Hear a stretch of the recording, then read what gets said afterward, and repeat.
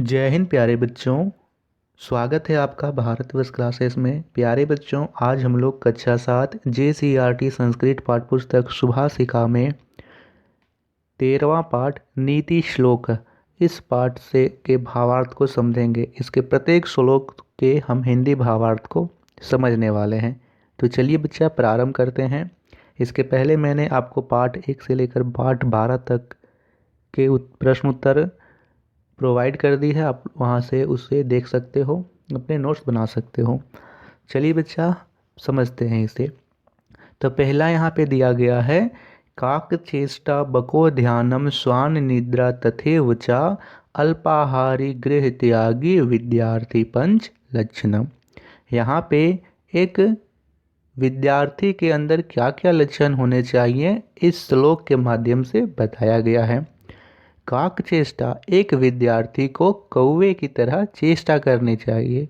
बको ध्यानम, बगुले की तरह ध्यान रखना चाहिए। श्वान निद्रा, श्वान का अर्थ होता है कुत्ता, कुत्ते के जैसा नींद होनी चाहिए। तथेव च अल्पाहारी, कम खाने वाला। गृह त्यागी, घर को त्यागने वाला। काक चेष्टा, जिस प्रकार कौवा चेष्टा करता है उसी प्रकार एक विद्यार्थी को चेष्टा करनी चाहिए। बको ध्यानम, बको का अर्थ है बगुला। आप लोग देखोगे बच्चे कि बगुला जब मछली पकड़ता है तो वह अपना ध्यान एकदम मछली पर लगा देता है और इस प्रकार वह स्थिर हो जाता है मानो कि वह निर्जीव हो, और फिर वह एकाएक मछली पर झपट्टा मार के उसे पकड़ लेता है। उसी प्रकार एक विद्यार्थी भी बको ध्यानम करना चाहिए, उसे भी बगुले के समान ध्यान करना चाहिए। श्वान निद्रा, श्वान का अर्थ होता है कुत्ता। आप देखोगे कि कुत्ता यदि सोया हुआ है और आप उसके सामने से गुजर जाओ तो वह तुरंत ही जाग जाता है, यानी वो बहुत ही कम ऐसा सोता है मानो कि वह सोया ही ना हो।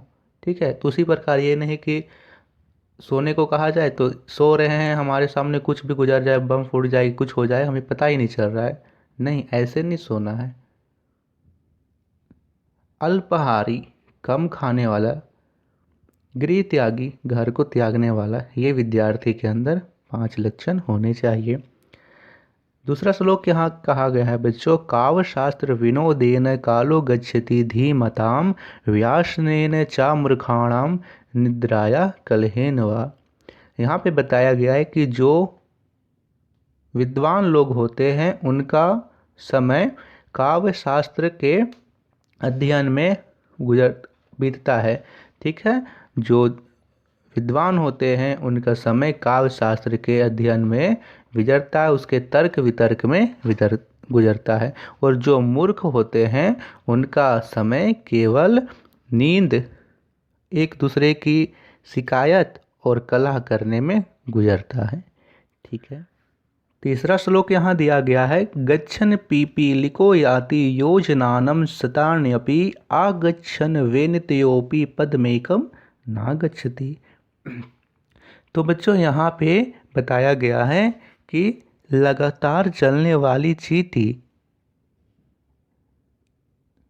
योजनानम यानी सैकड़ों योजन की दूरी वह चल लेती है, और ना चलने वाला गरुड़ एक पद भी नहीं चल पाता है।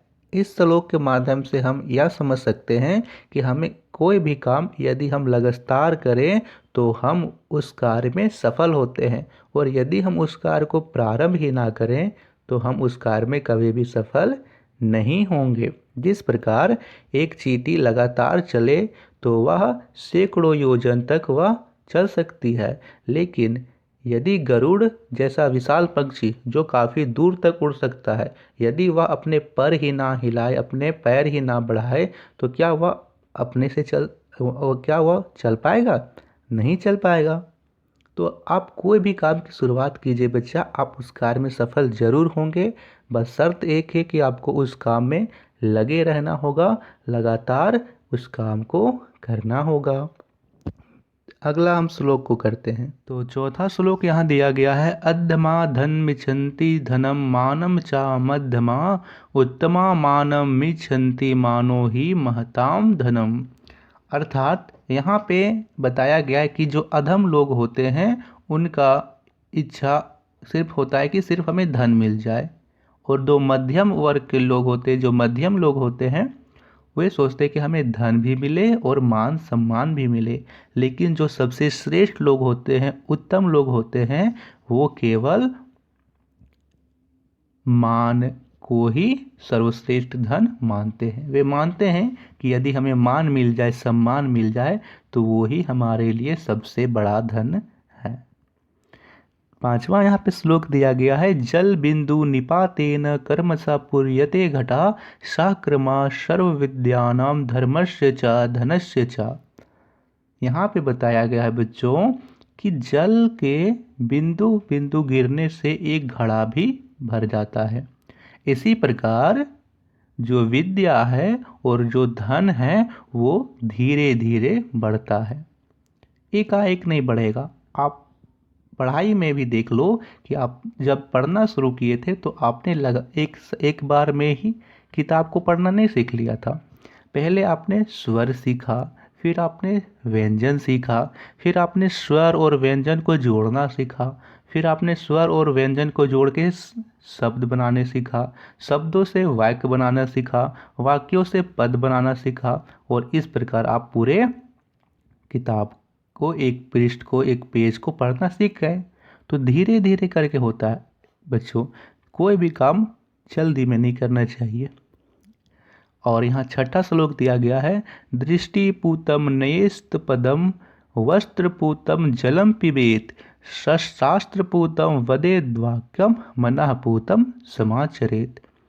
दृष्टिपूतम न्यास पदम यानी हमें दृष्टि से देखकर आगे कदम रखना चाहिए, जल को वस्त्र से छानकर पीना चाहिए, और शास्त्र के अनुसार ही बोलना चाहिए। इस प्रकार हमें आचरण करना चाहिए। हमें कोई भी बात ऐसे नहीं बोलने देना चाहिए। कोई भी बात आपके मन में आए तो उस बात को बोलने से पहले सोचिए कि इस बात को बोलने से सामने वाला पर क्या प्रभाव पड़ेगा। ठीक है, तो ये सभी हमें करना चाहिए। तो ये थे इसके हिंदी भावार्थ। नेक्स्ट वीडियो में हम करेंगे इसके प्रश्न उत्तर। थैंक यू बच्चा।